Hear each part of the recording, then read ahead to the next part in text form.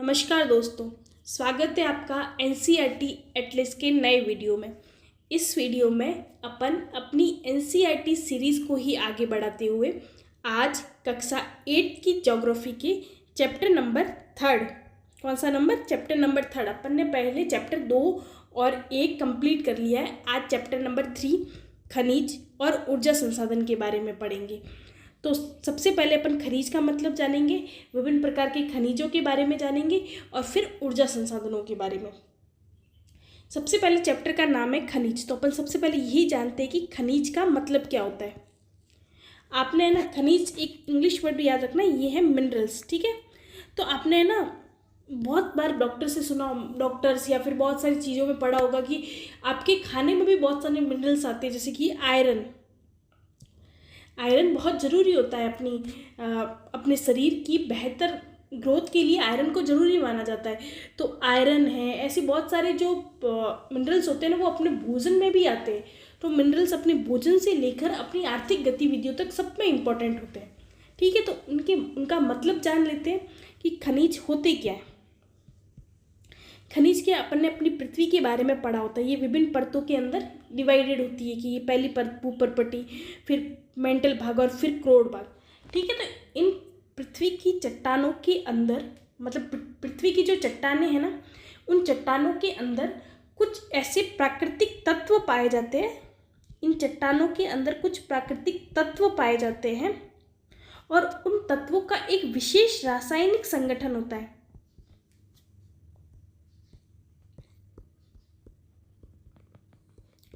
और इसी प्राकृतिक तत्वों के रासायनिक संगठन को ही खनिज बोला जाता है। फॉर एग्जाम्पल, जैसे कि अपन है ना लेके ये चट्टान है, ठीक है, ये चट्टान है। तो चट्टान में क्या होता है कि एक विशेष प्रकार की चट्टान, और उन चट्टानों में मतलब विभिन्न प्रकार के जो केमिकल होते हैं ना, केमिकल का एक कंपोजिशन बनेगा, मतलब कि केमिकल इक्वेशन और फिर एक कंपोजिशन बनेगा, उससे एक मिनरल बनेगा। तो ये प्राकृतिक रूप से पाए जाते। प्राकृतिक रूप से पाए जाने का मतलब है कि इसको बनाने में, मिनरल्स को बनाने में मानवीय हस्तक्षेप नहीं होता कि मानव जैसे पेड़ पौधे उगा रहे वैसे ही मिनरल्स को उगा के मिनरल्स प्राप्त कर रहा है, नहीं। ये चट्टानों के अंदर ही प्राकृतिक रूप से पाए जाते हैं और उनका एक विशेष रासायनिक संगठन होता है, ठीक है। तो उनको ही खनिज बोलते हैं। खनिजों के संदर्भ में अपन को 2-3 शब्द याद रखने। एक तो क्या है, ये प्राकृतिक रूप से पाए जाते हैं, ठीक है। इनको बनाने में मानवीय हस्तक्षेप नहीं होता है। ये चीज़ ध्यान रखना है कि प्राकृतिक रूप से पाए जाने के बावजूद ये मतलब प्रकृति में जिस रूप में अवेलेबल होते हैं उसी रूप में अपन प्रयोग नहीं करते। उनकी शुद्धता अपन करते हैं, मतलब फिल्ट्रेशन होता है, उसके बाद इस्तेमाल करते हैं। जैसे कि लोहे, जो आयरन ओर होता है ना, उसको डायरेक्ट अपन इस्तेमाल नहीं कर सकते। उसकी शुद्धता होती है, उसके अंदर इस्पात मिला के अपन उसको लोहे के प्रोडक्ट के रूप में इस्तेमाल करते हैं और बहुत सारी फैक्ट्रीज में इसका इस्तेमाल किया जाता है, वो चीज़ अलग है। लेकिन लोहा एज ओर जो प्राकृतिक रूप से ही पाया जाता है, मानवीय हस्तक्षेप से ये नहीं उत्पादन होता है, ठीक है।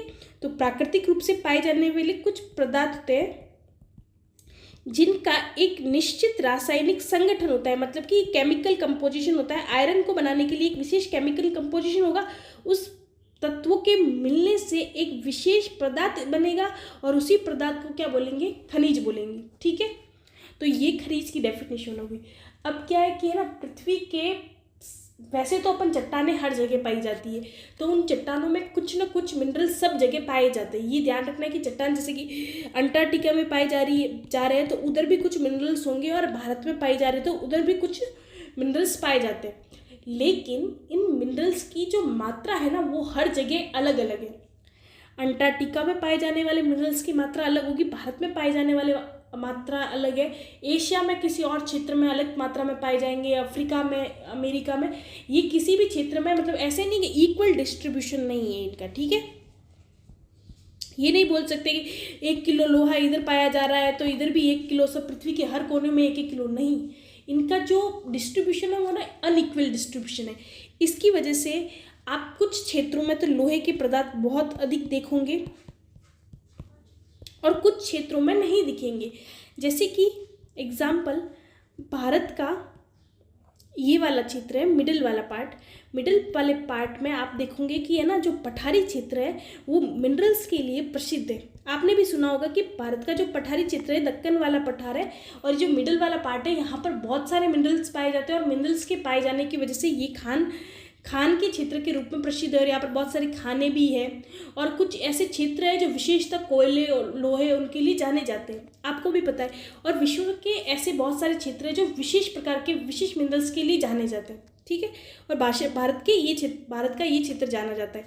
तो ऑब्वियसली इधर बहुत ज़्यादा पाया जाता है, तो भारत में इधर खनन होता है। अब जैसे कि इधर भी पाया जाता है, लेकिन अगर ये खनन किसके ऊपर डिपेंड करता है कि वो किस मात्रा में पाया जाता है। लोहे के कंपोजिशन ऑब्वियसली सब जगह कुछ ना कुछ मात्रा में पाए जाते हैं, लेकिन उनकी अबेंडेंस मतलब उनकी बहुत अधिक मात्रा को देखकर उनका खनन होता है। तो अपन को ये याद रखना है कि जो खनिज पदार्थ हैं वो हर जगह इक्वल मात्रा में नहीं पाए जाते, इनका डिस्ट्रीब्यूशन अनइक्वल है। कुछ क्षेत्रों में बहुत अधिक पाए जाते हैं और कुछ क्षेत्रों में कम पाए जाएंगे।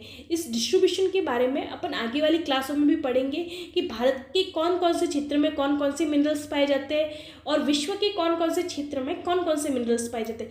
इवन इस चैप्टर में भी एशिया में कौन कौन से मिनरल्स पाए जाते हैं। जैसे एशिया में लोहा पाया जाता है, टिन पाया जाता है, टिन अफगानिस्तान में टिन फेमस है। अफगानिस्तान में कुछ क्षेत्रों में, जैसे कि है ना भारत में इधर है ना, इधर कर्नाटक में कोलार की खाने में सोना पाया जाता है, जबकि इस क्षेत्र में सोना इतना नहीं पाया जाता है। वैसे ही अफ्रीका में भी सोना पाया जाता है। अफ्रीका में इस क्षेत्र में हीरे की खाने भी है। तो अपन देखते हैं कि मिनरल का जो डिस्ट्रीब्यूशन है ना वो हर क्षेत्र में अलग अलग है, और कोई विशेष क्षेत्र में कोई विशेष प्रकार के पदार्थ पाए जाते हैं, और उन्हीं पदार्थों से आपको ध्यान रखना है जिन क्षेत्रों में मिनरल पाए जाएंगे उस क्षेत्रों में फैक्ट्रीज वगैरह अधिक लगेगी, उन क्षेत्रों में मिनरल्स मतलब खाने वगैरह होगी, तो ये फिर आर्थिक गतिविधियों को भी प्रभावित करते हैं। जैसे जापान है ना, मिनरल्स जापान में नहीं पाए जाते, लेकिन जापान अपनी मिनरल्स की जो ज़रूरतें हैं ना वो ज़्यादातर आयात से पूरी करता है। वैसे भारत में लोहा बहुत अधिक पाया जाता है, भारत निर्यात भी करता है, और कुछ मतलब विशेष प्रकार का लोहा भारत आयात भी करता है। उसी प्रकार से जिन क्षेत्रों में नहीं पाया जाता वो अपनी डिमांड्स को आयात के द्वारा पूरी करते हैं, और जिन क्षेत्रों में बहुत अधिक पाया जाता है वो निर्यात के द्वारा अपनी ज़रूरतें पूरी करते हैं। तो आई थिंक आपको ये कॉन्सेप्ट समझ में आएगा होगा। मैंने क्या क्या समझा दिया अभी तक। मैंने समझाया कि खनिज क्या होते हैं, ठीक है, प्राकृतिक है, मानवीय हस्तक्षेप के बिना उगते मतलब कि उत्पाद होता है, और इनका एक विशेष रासायनिक संगठन होता है, ठीक है। दूसरा मैंने ये बताया कि चट्टानों के भीतर पाए जाते हैं, लेकिन मैंने उसके साथ ये भी बताया कि इनका जो डिस्ट्रीब्यूशन है वर्ल्ड में अलग अलग है। कुछ क्षेत्रों में ये बहुत अधिक मात्रा में पाए जाते हैं और कुछ क्षेत्रों में कम मात्रा में पाए जाते हैं। अब उसके बाद आगे बढ़ते हैं अपन। अब जो खनिज है ना वो अलग अलग प्रकार के होते हैं, खनिजों का भी डिविडेशन कर रखा है। तो अपन खनिजों को दो प्रकारों में बांटते हैं। एक तो होते हैं धात्विक खनिज और एक होते हैं अधात्विक खनिज।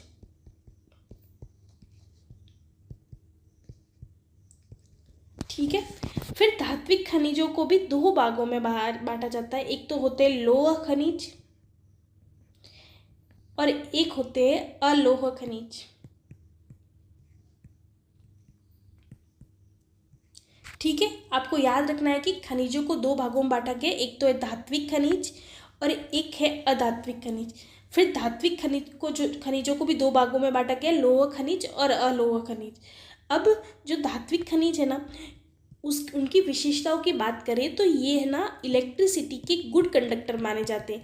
मतलब कि ये जो पदार्थ होते हैं ना अपन इलेक्ट्रिसिटी की मतलब कि गुड कंडक्टर ऑफ इलेक्ट्रिसिटी, इसके अंदर इलेक्ट्रिसिटी का सप्लाई आराम से हो जाता है। अगर आप वायर्स देखते हैं तो वायर के अंदर आप है ना जो प्लास्टिक कोटिंग को हटा के देखेंगे तो उसके अंदर मेटल का इस्तेमाल होता है जो बिजली का सुचालक होता है, मतलब कि उसके अंदर से बिजली आराम से ट्रेवल कर सकती है। और दूसरी विशेषता, एक तो ये विशेषता है कि धात्विक खनिज इलेक्ट्रिसिटी के गुड कंडक्टर होते हैं, उसके अंदर से इलेक्ट्रिसिटी आराम से पास हो सकती है। पहली विशेषता तो ये। दूसरी होती है कि इसमें ना एक अलग प्रकार की चमक होती है। लोहे की बात कर लो, तांबे की बात कर लो, ये है ना एक चमक के साथ, और ये कठोर होते हैं, मतलब कि आप फेंकोगे ना तो एक बार मतलब कि आवाज़ आएगी, मतलब कि एक टन करके आवाज़ आती है। आप लोहे की बैल बजा दो तो उसके अंदर टन करके आवाज़ आती है। तो ये कठोर होते हैं, इसके अंदर मतलब आप बजाने से एक अलग प्रकार की आवाज़ आती है। इलेक्ट्रिसिटी के गुड कंडक्टर होते हैं। ये है धात्विक खनिजों की विशेषताएं। अब धात्विक खनिजों को भी दो भागों में बांटा गया। एक तो है लौह खनिज और दूसरा है अलोह खनिज। लौह खनिज वो होते हैं जिसमें लोहे की मात्रा पाई जाती है। आयरन पता है ना, तो लौह खनिज वो होते हैं जिसके अंदर आयरन, मतलब कि आयरन का कुछ तत्व उसके अंदर पाया जाता होगा। मतलब कि जो खनिज का मतलब क्या होता है, केमिकल कंपोजिशन, ठीक है, प्राकृतिक रूप से पाया जाने वाला केमिकल कंपोजिशन होता है। तो जो लौह खनिज होते हैं ना, उसमें है ना अपन केमिकल कंपोजिशन मतलब केमिकल इक्वेशन बनाएंगे ना, तो उसके अंदर आयरन वाला पार्ट भी कुछ आएगा। तो लौह खनिज वो होते हैं जिसके अंदर आयरन के तत्व पाए जाते हैं, जैसे कि लोहा है, तांबा है, बॉक्साइट है, मैंगनीज है, इसके अंदर लोहे के तत्व पाए जाते हैं। अब दूसरा प्रकार है अलोह खनिज। आपने कुछ ऐसे तत्वों के बारे में, खनिजों के बारे में सुना होगा जो चमक होती है, उसके अंदर इलेक्ट्रिसिटी के भी गुड कंडक्टर होते हैं, कठोर होते हैं और उनको बजाने से भी आवाज़ आएगी वो खनिज, लेकिन उसके अंदर लोहे के तत्व नहीं होते। उनकी बात करें तो वो कौन से है? सोना है। सोना आप इमेजिन करो, सोना है, कितनी चमक होती है सोने के अंदर। चांदी है, प्लेटिनियम है, ये तत्व ऐसे हैं जो धात्विक खनिज माने जाते हैं। लेकिन धात्विक खनिजों को भी दो प्रकारों में बांटा जाएगा। तो उसमें अलोह खनिज में चांदी, सोना और प्लेटिनियम आते हैं। समझ में आया? इसके अंदर जो धात्विक खनिजों की विशेषता है वो इसके अंदर है, लेकिन इसमें लोहे के तत्व नहीं पाए जाते। आई थिंक आपको समझ में आया होगा। अब आते हैं अधात्विक खनिज। अधात्विक खनिज वो होते हैं जो इलेक्ट्रिसिटी के गुड कंडक्टर नहीं होते, मतलब कुछ मात्रा में सॉफ्ट बोल सकते हैं। मतलब इसको बजाने से अपन गिराएंगे तो आवाज़, जैसे कोयले को गिरा दो, कोयले को गिराने से आवाज़ थोड़ी नहीं आती है। अब्रक को गिरा दो, उसको गिराने से आवाज़ नहीं आती, इसमें चमक नहीं होती। इलेक्ट्रिसिटी के गुड कंडक्टर नहीं होते ये अधात्विक खनिज। अब एग्जाम्पल की बात करें तो कोयला है, मतलब एक चूना पत्थर है, अब्रक है, ये सब। अब इसमें भी है ना कुछ ऐसे तत्व होते हैं अधात्विक खनिजों में भी जो ऊर्जा के भी बहुत महत्वपूर्ण स्रोत होते हैं, जैसे कोयला है, पेट्रोलियम है, ये अधात्विक खनिज माने जाते हैं, लेकिन ये ऊर्जा के संसाधन भी माने जाते हैं। तो आई थिंक आपको समझ में आया होगा क्या है, खनिजों को दो प्रकारों में बांटा गया है। एक तो है धात्विक खनिज और दूसरा है अधात्विक खनिज। धात्विक खनिजों की विशेषताओं के बारे में अपन ने बात की कि ये इलेक्ट्रिसिटी के गुड कंडक्टर होते हैं। इसकी विशेषताओं में कि इसमें चमक होती है, थोड़े कठोर होते हैं और इनको मतलब अपन गिराएंगे वगैरह तो बहुत आवाज़ आएगी इसके संदर्भ में। अब धात्विक खनिजों को भी दो प्रकार में बांटा गया है, लौह खनिज और अलोह खनिज। लौह खनिज वो होते हैं जिसके अंदर लोहे के तत्व पाए जाए, और लौह खनिज वो है जिसके अंदर लोहे के तत्व नहीं पाए जाते हैं। उसके बाद आते हैं अधात्विक खनिज। अधात्विक खनिज वो होते हैं जो इलेक्ट्रिसिटी के गुड कंडक्टर नहीं होते हैं। ये थोड़े कम कठोर होते हैं और इनको गिराने से वैसी आवाज़ नहीं आती जैसे लोहे खनिज या फिर धात्विक खनिजों को गिराने से आती है। आई थिंक आपको समझ में आया होगा। फिर इसका डिविडेशन है, फिर ये ऊर्जा के संसाधनों के बारे में भी अपन ने बात की। ऊर्जा संसाधनों के बारे में आगे और बात करेंगे। तो समझ में आया, अब आगे बढ़ते हैं। अब क्या होता है कि जो खनिज होते हैं ना, इसको है ना जो खनिज चट्टानों में पाए जाते हैं ना, वो ऐसे ही नहीं पाए जाते कि ये बड़े बड़े चट्टानें पाई जाई और उसको तोड़ तोड़ के खनिज निकाल दिया। नहीं, उनको है ना चट्टानों के अंदर से निकालना होता है, और वो निकालने की विधि मुश्किल होती है। मतलब कि आसानी से मिनरल्स को, जो खनन क्षेत्र होता है ना, उसको कभी आपको विजिट करने का मौका मिला तो देखना कि बहुत मतलब कि जैसे काला धुआं सा, और मतलब कि अच्छा नहीं होता है वो, इन्वायरमेंट के लिए तो अच्छा नहीं माना जाता। तो उन खनिजों को चट्टानों से निकालने के लिए विशेष विधियों का प्रयोग किया जाता है। तो अपन उसके बारे में जाने तो खनिजों का निष्कर्षण मतलब कि खनिजों को बाहर निकालना, मतलब कि जिस फॉर्म में मतलब वो अवेलेबल है उसको बाहर निकाल के फिर फिल्ट्रेशन का काम अलग से होता है। तो होता है खनन। खनन मतलब कि खनन को खोदने से ले लो, अपन है ना पृथ्वी को मतलब खोदेंगे और फिर उसके ऊपर उधर से खनिज निकालेंगे। पहले जो मतलब कि जो जियोलॉजिकल सर्वे ऑफ इंडिया या फिर कोई भी ऐसी मतलब कि जो भूवैज्ञानिक से संबंधित जो जानकारी रखने वाले लोग हैं, ये पता लगाते कि खनिज कहाँ पर है, पृथ्वी की चट्टानों में असमान वितरण है और किस जगह पर ये अबेंडेंस में पाए जाते हैं। उसके बाद खनन की क्रिया की जाती है। तो खनन का मतलब समझ में आया। तो खनन के भी दो टाइप होते हैं, एक होता है विवृत खनन और एक होता है कुपकी खनन। अब क्या होता है, कुछ खनन तो क्या है कि ये जैसे ये बाल्टी अपन समझ लें कि यहाँ पर है ना बहुत लोहा है, ठीक है, ये समझना है कि यहाँ पर मिनरल्स बहुत अधिक है, मिनरल्स बहुत अधिक है। तो अपन ने खनन चालू किया, तो जो खनन कर रहे हैं उनको है ना यहाँ पर ही बहुत अधिक सोना, मतलब जो भी लोहा सोना जो भी खनन कर रहे हैं वो इधर ही बहुत अधिक मिल गया, तो उनको बहुत अधिक गहराई तक जाने की ज़रूरत नहीं पड़ी। मतलब कि यहाँ पर ही, मतलब कि चट्टान के ऊपरी भाग में ही बहुत अधिक वो जो मिनरल्स ढूंढ रहे हैं वो बहुत अधिक मात्रा में अवेलेबल है। तो मतलब कि ऊपरी चट्टानों में ही मतलब कि बहुत गहराई तक नहीं जाना पड़ा, तो ऐसे खनन को बोलते हैं विवृत खनन। बहुत गहराई तक नहीं, और ये क्या है, ये थोड़ा आसान होता है, जोखिम वाला काम भी नहीं होता। मतलब कि गहराई में जाकर निकालना वो अधिक जोखिम वाला होता है। कुपकी खनन का होता है जिसमें ना ऊपर नहीं, अपन को गहराई में जाकर मिनरल्स की खोज करनी पड़ती है और खनन करना पड़ता है। तो उसको मतलब कि जैसे आप फनल डाल दो और फिर है ना इधर जाके अपन को वो कुछ मिनरल्स मिले, तो वो थोड़ा रिस्की भी होता है, डिफ़िकल्ट भी होता है। तो कुपकी खनन थोड़ा गहराई में जाकर खनन करना है। प्रवेदन मतलब कि एक तरफ से आप देख लेते हो, अपन ने ना जो मुंबई हाई के बारे में सुना है, जो मुंबई के तट के पास प्राकृतिक गैस के लिए फेमस है। और तो यहाँ पर है ना मतलब कि ड्रिलिंग, प्रवेदन का मतलब ड्रिलिंग, मतलब अंदर की साइड, जैसे कुपकी खनन होता है ना उसकी जैसा ही होता है कि जिसमें गहराई पर जाकर और फिर वो निकाला जाता है, गहराई में स्थित होता है जो मिनरल्स जो भी है, पेट्रोलियम है, प्राकृतिक गैस है, जो भी है, उसको गहराई से बाहर निकालना, वो प्रवर्धन। और आखनन का मतलब सेम जो विवृत खनन है उसी के जैसे आखनन को अपन संदर्भित कर सकते हैं। तो आई थिंक खनिजों का निष्कर्षण भी समझ में आ गया। अपन ने क्या पढ़ा, खनिज क्या होता है, क्या क्या पढ़ा वो देख लेते हैं अपन अभी तक। सबसे पहले खनिज क्या होता है, उसके बाद अपन ने पढ़ा कि जो खनिजों का डिस्ट्रीब्यूशन है ना, डिस्ट्रीब्यूशन ऑफ खनिज वो बहुत अनइक्वल फॉर्म में है। फिर उसके बाद टाइप्स ऑफ मिनरल्स, और उसके बाद खनिजों का निष्कर्षण। ये 4 टॉपिक पढ़ लिए। अब आगे बढ़ते हैं अपन। अब क्या है, ऊर्जा। इसके पहले है ना खनिजों के बारे में ये जानकारी और दे रखी है कि मतलब फैक्ट्स बताए गए हैं कि कौन कौन से खनिज किस किस क्षेत्रों में पाए जाते हैं। इस संदर्भ में मैं एक अलग वीडियो बनाऊंगी। अभी मैं ना उस वाले फैक्चुअल में नहीं जा रही हूँ कि कौन कौन से एशिया में कौन कौन से खनिज पाए जाते हैं, अफ्रीका में कौन कौन से खनिज पाए जाते हैं, क्योंकि इसको मैप के द्वारा समझना बहुत आसान होगा। अगर मैं इधर इस वीडियो में वो समझाने बैठूंगी ना फैक्ट्स को, तो बहुत लंबा वीडियो हो जाएगा और बोरिंग भी हो जाएगा।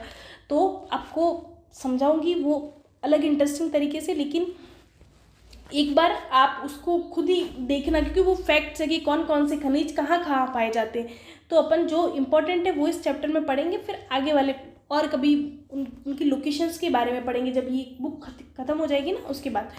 अब एक और चीज़ है कि जो खनिज होते हैं ना, मतलब कि लोहा कहाँ पर पाया जाएगा, सोना कहाँ पाया जाएगा, कोयला कहाँ पाया जाएगा, पेट्रोलियम, तो ये है ना जो खनिज पाए जाते हैं ना, ये अलग अलग प्रकार की चट्टानों में पाए जाते हैं। जैसे कि आग्नेय चट्टान होती है ना, आपने चट्टानों के प्रकार तो पढ़े ही है, चट्टानों के प्रकार तो पढ़े, ठीक है। चट्टानों के प्रकार,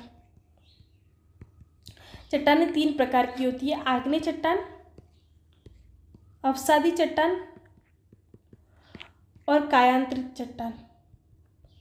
तो जो मिनरल्स होते हैं ना वो अलग अलग, मतलब कि कौन कौन से मिनरल्स कौन कौन सी चट्टानों में पाए जाते हैं वो अलग अलग तरह के। जैसे आग्नेय चट्टान होती है ना, आग्नेय चट्टान कैसे बनती है, आग्नेय चट्टान पृथ्वी के अंदर से जो लावा निकलता है ना, जब ठंडा हो जाता है पृथ्वी पर आकर, या फिर वो पृथ्वी के अंदर ही जब ठंडा हो जाता है ना, तब आग्नेय चट्टानों का निर्माण होता है।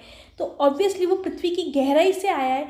तो इन चट्टानों से बनने वाले जो पदार्थ है ना, जैसे वो लोहा है, मैग्नीज है, तांबा है, ये अपन को आग्नेय चट्टानों में देखने को मिलता है। जहाँ पर भी आग्नेय चट्टान अपन को मिलेगी ना, वहाँ पर ये पदार्थ अपन को देखने को मिलेंगे। अवसादी चट्टानों का निर्माण कैसे होता है कि जब बहुत लंबे समय से दबाव के कारण, मतलब कि एक के ऊपर, जैसे कि ये आग्नेय लोहे लावा की परत जमी, ठीक है। ये एग्जाम्पल, जैसे लावा की, पृथ्वी के अंदर से लावा निकला और ये परत जमी, अब वापस लावा निकला, उसके पहले ना बहुत सारे पेड़ पौधे वगैरह इधर उग गए थे, ठीक है, और जानवर वगैरह, फिर उसके बाद वापस लावा निकला तो ये पेड़ पौधे वगैरह तो दब गए, फिर वापस लावा निकला तो इसके ऊपर जो पेड़ पौधे जमे होंगे तो वो भी दब गए, तो एक परतदार संरचना बन जाती है। तो इन परतों में अपन को जीवाश्म ईंधन देखने को मिलता है, क्योंकि जो पेड़ पौधे जीव जंतु जो भी दबने के कारण कोयले और पेट्रोलियम का निर्माण आसानी से हो जाता है, तो अवसादी चट्टानों पे अपन को कोयले पेट्रोलियम वगैरह का निक्षेप देखने को मिलता है। तो आग्नेय चट्टानों में लोहे वगैरह के निक्षेप, अवसादी चट्टानों में अपन को जीवाश्म ईंधन जैसे कोयला पेट्रोलियम ये सब देखने को मिलता है। कायांतरित चट्टानें वापस जैसे कि चूना पत्थर है, चूना पत्थर पर दबाव लगाने से अपन को संगमरमर दिखता है, तो वही जब दबाव ताप दाब आदि के कारण जो नई संरचना बनती है ना, उससे जो चट्टानें बनेगी और जो मिनरल्स बनेंगे उनको बोलते हैं कायांतरित चट्टानें। तो अपन को ये देखना है कि जो अलग अलग प्रकार की चट्टानें जैसे कि आग्नेय चट्टान, कायांतरित चट्टान और अवसादी चट्टानें, उन चट्टानों में अलग अलग प्रकार के मिनरल्स पाए जाते हैं। सब प्रकारों में सब मिनरल्स नहीं पाए जाते, सब प्रकार की चट्टानों में अलग अलग प्रकार की चट्टानों में अलग अलग मिनरल्स पाए जाते हैं। समझ में आया? अब आगे बढ़ते हैं अपने टॉपिक पे, वो है ऊर्जा संसाधन। अपन ने खनिज के बारे में पढ़ लिया, अब आता है चैप्टर के नाम से निकल के ऊर्जा संसाधन। अब ऊर्जा अपने जीवन में बहुत इम्पोर्टेंट है। अपन जीवन की मतलब स्टार्ट करते हैं ऊर्जा से, जैसे गैस पे पानी गर्म करने के लिए अपन ऊर्जा का उपयोग करते हैं, नहाने के लिए गीजर चालू कर ले, खाना बनाने के लिए गैस स्टोव चालू करते या फिर मिक्सी कुकर जो भी चालू करते। ऊर्जा संसाधन आज अपने जीवन का बहुत महत्वपूर्ण संसाधन, मतलब कि बहुत महत्वपूर्ण भाग बन चुका है। आज मोबाइल चार्ज करने से लेकर कार चलाने तक ऊर्जा एक महत्वपूर्ण संसाधन है। मतलब शायद अपन इमेजिन भी नहीं कर सकती ऊर्जा संसाधनों के बिना अपना जीवन कैसा होता होगा, ठीक है। तो ऊर्जा संसाधन अपने जीवन का महत्वपूर्ण भाग है, ये तो समझ में आ गया। अब ऊर्जा संसाधन क्या है कि है ना, सब ऊर्जा संसाधन एक जैसे नहीं है, लेकिन क्या है कि ऊर्जा संसाधनों का जिस तरीके से प्रयोग हो रहा है ना, वो आजकल स्कार्स होती जा रही है। क्या है कि लोग है ना, मतलब कि बहुत बहुत गंदी तरीके से ऊर्जा का मतलब वेस्टेज करते हैं। आप ही अपना एग्जाम्पल, रूम से बाहर निकल रहे हो और फैन लाइट चालू करके जा रहे हो, तो ऊर्जा संसाधन तो बहुत इंपॉर्टेंट है, अपने जीवन का बहुत महत्वपूर्ण भाग बन चुका है, ठीक है। तो ये तो समझ में आ गया। अब ऊर्जा संसाधनों को भी अलग अलग भागों में बांटा गया है, तो अपन इसका महत्व तो समझते ही है कि भाई ऊर्जा अपने जीवन का बहुत इंपॉर्टेंट भाग है। अपन अपनी घर से लेकर उद्योग तक सभी ऊर्जा संसाधनों के ऊपर ही निर्भर है। अब ऊर्जा संसाधनों को दो प्रकारों में बांटा जाता है। एक तो होता है परंपरागत, मतलब कि ट्रेडिशनल, एक होता है अपरंपरागत संसाधन। परंपरागत शब्द से ये है कि जो परंपरा से चलते आ रहे हैं, मतलब बहुत सालों से अपन इसका इस्तेमाल करते आ रहे हैं और अभी भी कर रहे हैं, ये है परंपरागत संसाधन। और दूसरे है अपरंपरागत संसाधन, जिनका प्रयोग अपन अब कर रहे हैं, और ये मतलब कि अपन अभी वर्तमान में इनका प्रयोग कर रहे हैं, और अभी इनके संदर्भ में जो टेक्नोलॉजी है वो विकसित हो रही है, तो इनका प्रयोग अपन आगे वाले टाइम में भी करते आएंगे। तो परंपरागत संसाधन जिनके संदर्भ में टेक्नोलॉजी विकसित हो चुकी है, अपन उनका प्रयोग करते आ रहे थे और कर भी रहे हैं। अपरंपरागत संसाधन अभी अपन ने शुरू किए और आगे भी करते रहेंगे, मतलब कि नॉर्मली अपन इनका प्रयोग नहीं कर रहे थे, लेकिन अब करने लग गए। परंपरागत मतलब परंपरा से करते आ रहे, आपको नाम से ही समझ में आ रहा होगा। तो अपन ये दिमाग लगाना है कि कौन कौन से संसाधन, ऊर्जा के संसाधन ऐसे हैं जो बहुत टाइम से अपन इस्तेमाल करते हुए आ रहे हैं। तो सबसे पहले अपन के दिमाग में आएगा कोयला, कि मैम कोयले का इस्तेमाल अपन बहुत टाइम से करते आ रहे हैं, और अभी भी शायद अपनी देश में ऊर्जा संसाधन के लिए कोयला एक सबसे महत्वपूर्ण संसाधन है।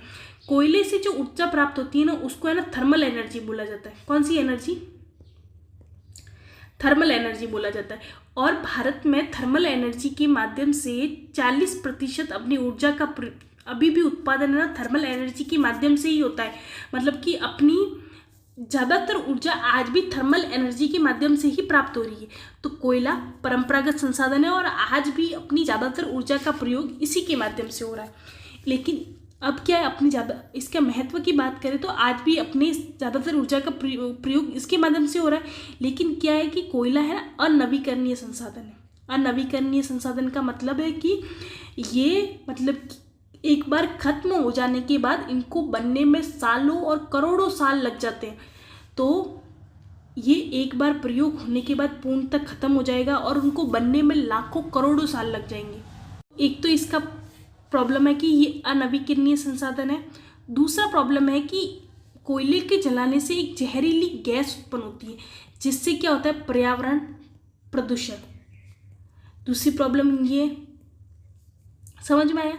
तो कोयला एक अपरंपरागत ऊर्जा का संसाधन है, अनवीकरणीय संसाधन है, अपनी थर्मल एनर्जी अपनी ऊर्जा का सबसे महत्वपूर्ण भाग है।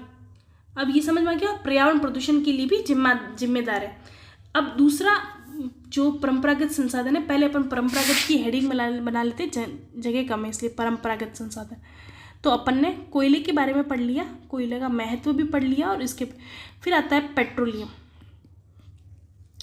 पेट्रोलियम को ब्लैक गोल्ड भी बोला जाता है, क्योंकि गोल्ड का नाम सुनते ही आ जाता है कि भाई बहुत महंगा होगा, मतलब कि बहुत महत्व होगा।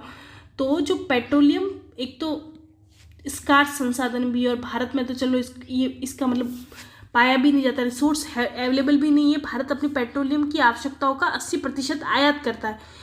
इससे बहुत सारे ऐसे उत्पादन का मतलब बहुत सारी ऐसी चीज़ों का उत्पादन होता है जो अपनी डेली चीज़ में भी प्रयोग करते हैं। जैसे प्लास्टिक है, प्लास्टिक के लिए अपन पेट्रोलियम का ही उत्पादन करते हैं। स्नेक है और मोम है, स्प्रे, लिपस्टिक है, ये सब पेट्रोलियम से बनने वाले पदार्थ हैं। और पेट्रोलियम जो इंडस्ट्री है ना, वो भारत में बहुत अधिक विकसित है।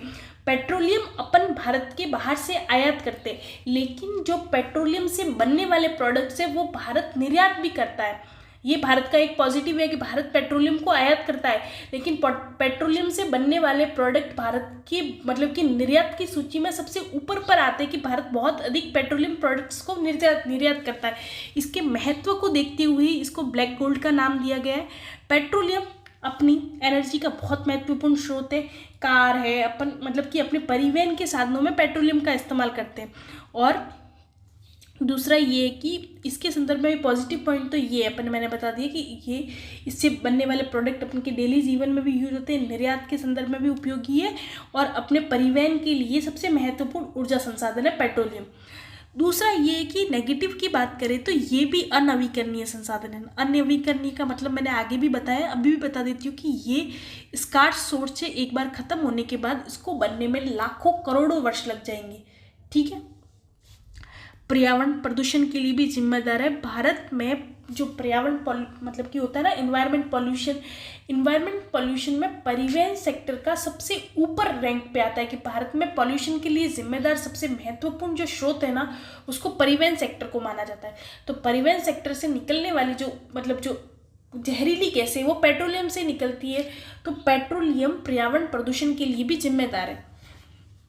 समझ में आया। अब तीसरा परंपरागत स्रोत है प्राकृतिक ऊर्जा। प्राकृतिक ऊर्जा मतलब कि अलग से नहीं पाई जाती है, ये ज़्यादातर अपन को पेट्रोलियम के साथ ही देखने को मिलती है। पेट्रोलियम के साथ ही पाई जाती है। जब पेट्रोलियम को बाहर निकालते हैं तो उसके ऊपर अपन को प्राकृतिक गैस भी दिखाई देती है। प्राकृतिक गैस को स्वच्छ ऊर्जा का संसाधन माना जाता है, लेकिन इसके भारत में इसके बहुत अधिक स्रोत नहीं है। भारत का प्राकृतिक गैस के लिए भी भारत को आयात के ऊपर निर्भर रहना पड़ता है।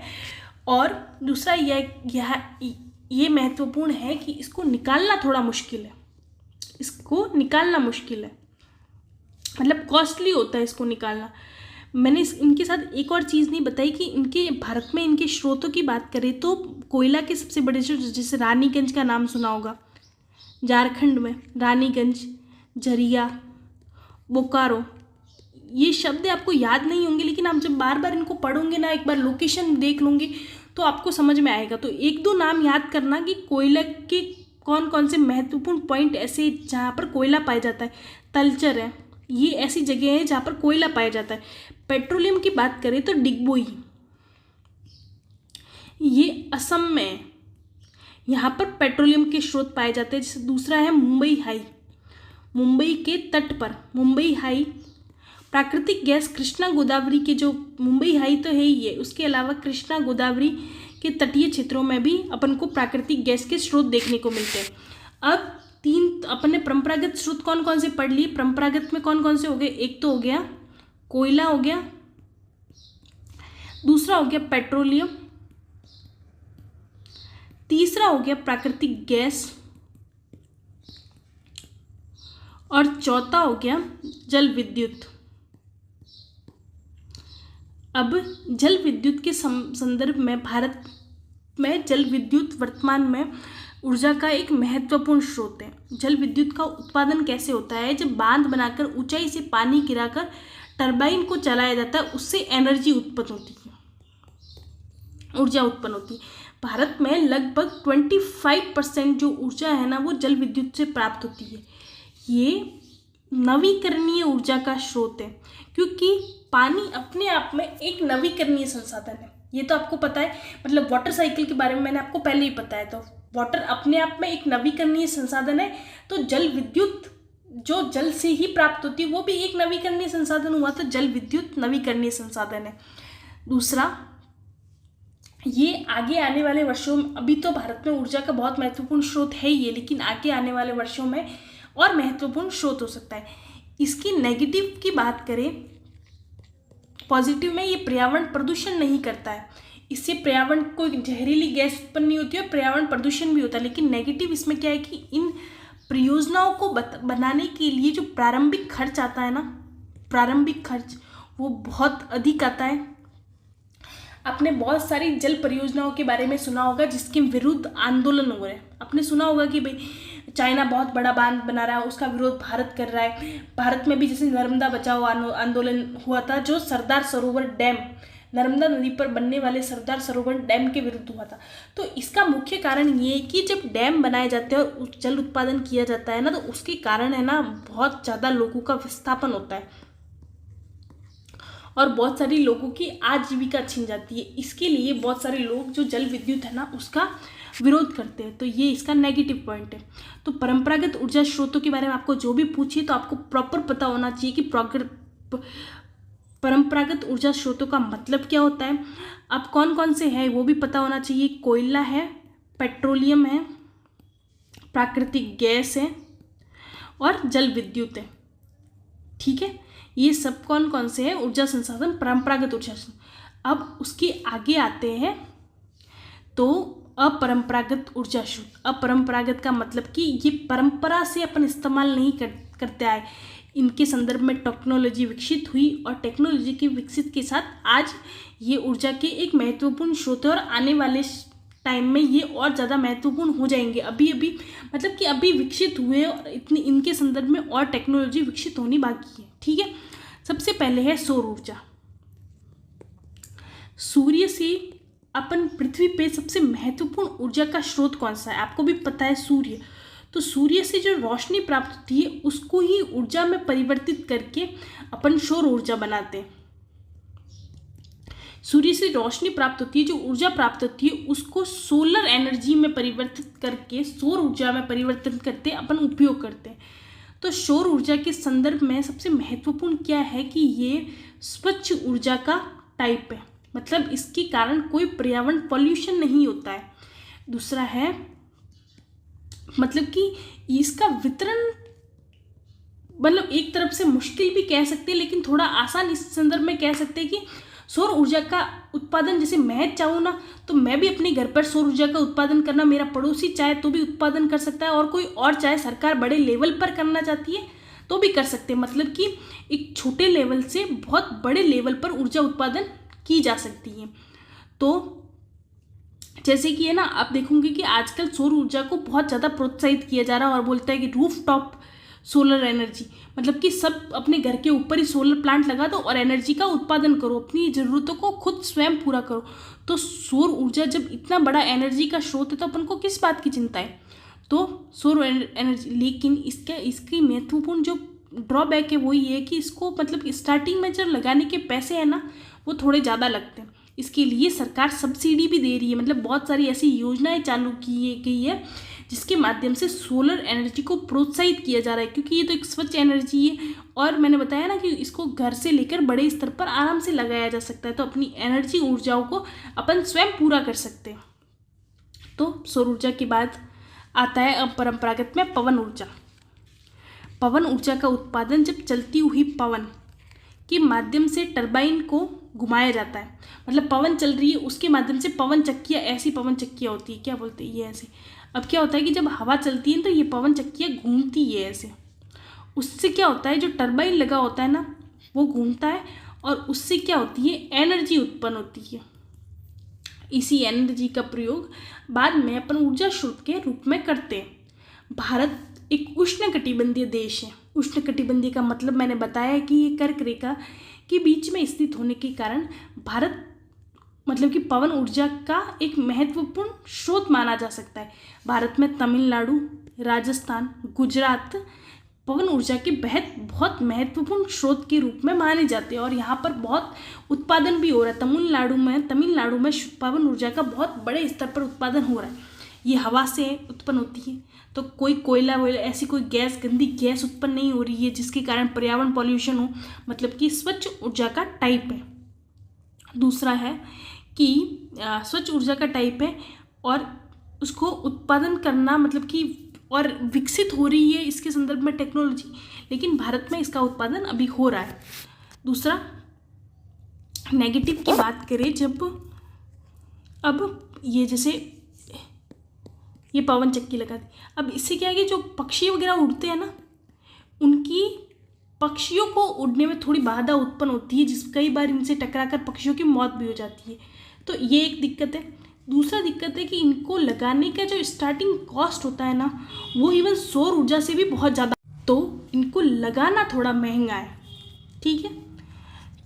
तीसरा ये तो मैंने बता दिया, ये हो गया। अब ठीक है, ये पवन ऊर्जा। पर अपरंपरागत में अपन ने कौन सा पढ़ लिया, सौर ऊर्जा पढ़ लिया, पवन ऊर्जा पढ़ लिया। अब तीसरा आता है ज्वारीय ऊर्जा, मतलब कि आपने सुनामी के बारे में सुना होगा या फिर आपने ज्वार भाटा के बारे में भी सुना होगा। ठीक है। तो इसका मतलब क्या होता है कि मतलब कि पवन अपनी समुद्र होता है ना, ये जैसे समुद्र में हवा के कारण है ना कुछ लहरें उत्पन्न होती है। जैसे पवन चल रही है समुद्र के ऊपर से, तो समुद्र अपने साथ मतलब पवन अपने साथ पानी को उठाती है और गिराती है, उससे ज्वार भाटा भी उत्पन्न होता है। ज्वार भाटा तो चंद्रमा और सूर्य के आकर्षण के कारण उत्पन्न होता है। तो उससे क्या लहरें उत्पन्न होती है, पानी ऊपर नीचे गिरता है। अब पानी ऊपर नीचे गिरकर टरबाइन को एक्टिवेट करता है, उससे एक एनर्जी उत्पन्न होती है। उसको कौन सी एनर्जी बोलते हैं, ज्वारीय ऊर्जा। मतलब कि आपको एक शॉर्ट टर्म में याद रखना है कि समुद्री लहरों से जो ऊर्जा उत्पन्न होती है उसको ज्वारीय ऊर्जा कहती है। इसका पॉइंट क्या है, ये भी स्वच्छ ऊर्जा का प्रकार है। अपरंपरागत स्रोतों में सबसे महत्वपूर्ण जो ड्रॉबैक इस संदर्भ में जो कॉमन ड्रॉबैक है कि इनको लगाने में जो स्टार्टिंग कॉस्ट आती है ना वो बहुत अधिक आती है। दूसरा इनका पॉजिटिव पॉइंट है कि ये स्वच्छ ऊर्जा के टाइप है। ठीक है, ये दो पॉइंट तो आपको सबके संदर्भ में याद रखने की, स्वच्छ ऊर्जा के टाइप है, इनको लगाने की कॉस्ट बहुत अधिक आती है, ये ध्यान रखना है कि। अब आगे है भूतापीय ऊर्जा। भूतापीय ऊर्जा है कि जो आपने ये देखा हो कि अपने ये पृथ्वी है ना, पृथ्वी पर जब अपन ऊपर से पृथ्वी की परपटी से जब नीचे की ओर जाते हैं ना, ऐसे नीचे की तरफ जाए, तो पृथ्वी के नीचे की तरफ जाने पर पृथ्वी का तापमान है ना बहुत अधिक बढ़ता जाता है। इवन यहाँ पर आने थोड़े कुछ मीटर के नीचे जाने पर ही अपन को है ना बहुत अधिक तेज तापमान देखने को मिलता है। इसलिए पृथ्वी की गहराई में मानव का जाना संभव नहीं है। और अपन को यहाँ देखने को मिलता है कि यहाँ पर है ना जो मेंटल का ऊपरी भाग है ना वहाँ पर सेमी मॉल्टन स्टेट में अपन को पदार्थ देखने को मिलते हैं। मतलब इतना अधिक टेम्परेचर होता है कि लोहे जैसे पदार्थ भी 2 मिनट में पिघल कर खत्म हो जाते हैं। तो अब क्या है कि इस एनर्जी को, इस गर्म एनर्जी को जब बाहर निकाला जाता है ना, तो इस एनर्जी, इस रेडियो एक्टिव पदार्थों से जो एनर्जी उत्पन्न होती है ना, यहाँ पर रेडियो एक्टिव पदार्थ पाए जाते हैं इस मेंटल भाग में, जिससे एनर्जी उत्पन्न होती है। तो इसी एनर्जी को जो पृथ्वी पर लाकर प्रयोग किया जाता है ना, तो उसको ही बोला जाता है भूतापीय ऊर्जा। मतलब कि आपको क्या याद रखें, पृथ्वी के अंदरूनी गर्मी से, मतलब कि जो रेडियो एक्टिव पदार्थ होते हैं उससे गर्मी उत्पन्न होती है, उसके कारण जो ऊर्जा उत्पन्न होती है उसको बोलते हैं भूतापीय ऊर्जा। और उसी को अपन पृथ्वी पर लाकर अगर उपयोग कर लेते हैं उसको भूतापीय ऊर्जा बोला जाता है। ये भी क्या है, स्वच्छ तो टाइप है ही है, लेकिन बहुत महंगी है, और इसको निकालने के लिए टेक्नोलॉजी भी अभी विकसित हो रही है। ठीक है, अब लास्ट में आती है 5वां टाइप है परमाणु ऊर्जा। परमाणु ऊर्जा यूरेनियम और थोरियम से उत्पन्न की जाती है। ये परमाणु के फ्यूजन और विखंडन से उत्पन्न होने वाली ऊर्जा है। ये एक तो बहुत महंगी है, पॉजिटिव तो है ये कि स्वच्छ ऊर्जा का टाइप है, महंगी है, लेकिन इसके सबसे बड़ा ड्रॉबैक ये है कि अगर रेडियो एक्टिव निष्कर्षण होने लग जाए तो बहुत बड़ी त्रासदी भी हो सकती है, जैसे कि भारत में भी हुई है। भोपाल में भोपाल गैस त्रासदी के नाम से जानी जाती है। ये परमाणु ऊर्जा के कारण नहीं हुई है, लेकिन ऐसी त्रासदियाँ संभव है। लेकिन जैसे यूक्रेन में चेर्नोबिल परमाणु जो यंत्र था उसके अंदर विस्फोट होने के कारण बहुत बड़ी परमाणु त्रासदी हुई थी। तो जो रेडियो एक्टिव पदार्थ छोड़ते हैं ना, वो मानव के लिए बहुत नुकसानदायक हो सकते हैं। तो आई थिंक आपको समझ में आया होगा परंपरागत ऊर्जा के स्रोत और अपरंपरागत ऊर्जा के स्रोत। ठीक है, तो ये ऊर्जा संसाधन थे, खनिजों के बारे में पढ़ लिया और ऊर्जा संसाधनों के बारे में अपन ने पढ़ लिया। अब क्या होता है कि ये ऊर्जा है ना, अपने जीवन का एक महत्वपूर्ण भाग है। बिना ऊर्जा के शायद अपन जीवन संभव भी नहीं है।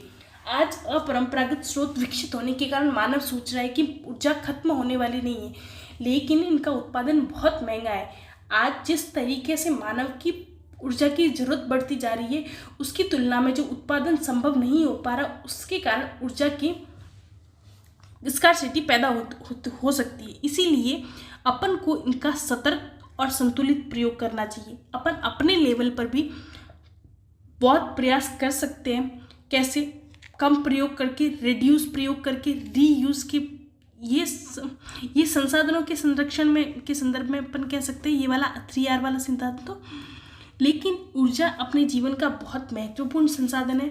अपन को बहुत ध्यान से कम रूम से बाहर निकले तो लाइट पंखा बंद करके निकले, मोबाइल चार्ज मतलब कि पूरे दिन बटन चालू ही नहीं रखे, मोबाइल साथ में लेके पूरे टाइम रील्स इसको स्क्रॉल करते, उससे भी एनर्जी वेस्ट होती है। तो अपन को ध्यान रखना है, एनर्जी एक बहुत महत्वपूर्ण संसाधन है, उसका अपन को उसी तरीके से गोल्ड को संभाल के रखते उसी तरीके से एनर्जी को भी संभाल के रखना है। आई होप आपको इसके संदर्भ में जो महत्वपूर्ण कॉन्सेप्ट है वो सब समझाया है मैंने। हाँ, मैंने जो फैक्ट्स वाला कि कौन कौन से संसाधन कहाँ पाए जाते हैं उसके बारे में नहीं बताया, आई एक्सेप्ट इट, लेकिन जो समझाया है वो बहुत अच्छे से समझाया है और जो इम्पोर्टेंट है ना वो मैंने सब समझाया है। तो आप ध्यान से 1-2 बार ये वीडियो देखोगे तो आपको आगे कुछ पढ़ने की भी, इस चैप्टर को पढ़ने की भी ज़रूरत नहीं पड़ेगी।